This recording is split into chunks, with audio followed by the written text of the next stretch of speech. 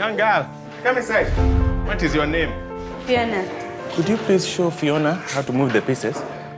In chess, the small one can become the big one. Queen of Carteret follows Fiona, who is, we see her when she's a young girl who sells corn with her mother, as played by Lupita Nyong'o, on the streets of Katwe in Kampala, Uganda.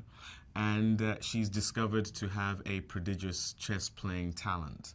That happens through my character, Robert Katende, who starts coaching her in playing chess, and she goes on to become a champion under the most unlikely of circumstances in one of the most unlikely places. Can you do big things from such a small place? Don't think about such things. Why not? You would be disappointed. One of the things that really strikes me about Lupita generally is her commitment as an actress. I think anyone who saw 12 Years a Slave saw that in abundance. But what's so wonderful about this is it's a completely different kind of role, and you still see that level of commitment. But here she is playing a mother. Here she is playing an African corn seller.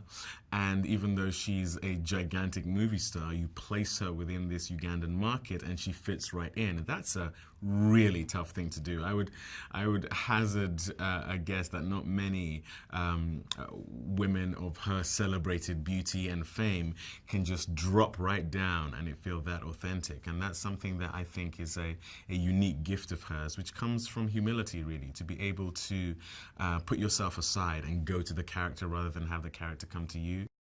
Chess helps us solve problems. But I'm gonna love you anyway. It teaches us to make a plan. If you didn't have a wall to hide behind, Use your minds, but you fall to pieces when your eyes met mine. and you will all find safety. Medina, who plays Fiona in the film, and I did spend quite a bit of time together before we shot, and it was beautiful because it kind of reflected the relationship between Robert and Fiona in the film, in that it was tentative to begin with. We were sort of feeling each other out. I'm sure she thought, who's this actor who's coming along that I have to now interact with? But very soon we became very close. A lot of laughter. I just love her as a human being. Sometimes the place you are used to is not the place you belong. You belong where you believe you belong. Where is that for you? She has an incredible motherly quality, very nurturing, very loving, very warm.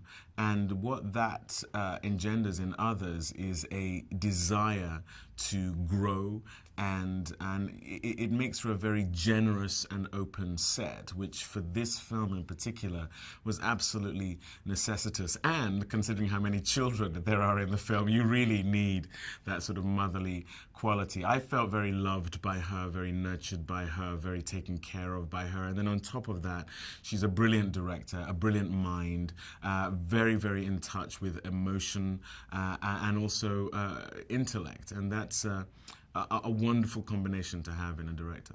One of your sneak attacks. This is not the ghetto. I don't need to sneak. Checkmate. This year's gold medalist, Fiona Mute. It's an important story because mentorship is something that is so necessitous for development, anywhere and everywhere. I also think that the fact that the individual we see flourishing here is a young black girl. If you want to talk about a group on planet Earth where education is a real threat of being denied them, especially in Africa, between racism, between cultural nuances, and racial. This is the kind of genius that could slip through the cracks. So to see it discovered, harnessed, and gain a platform is something that I hope will speak to anyone and everyone anywhere.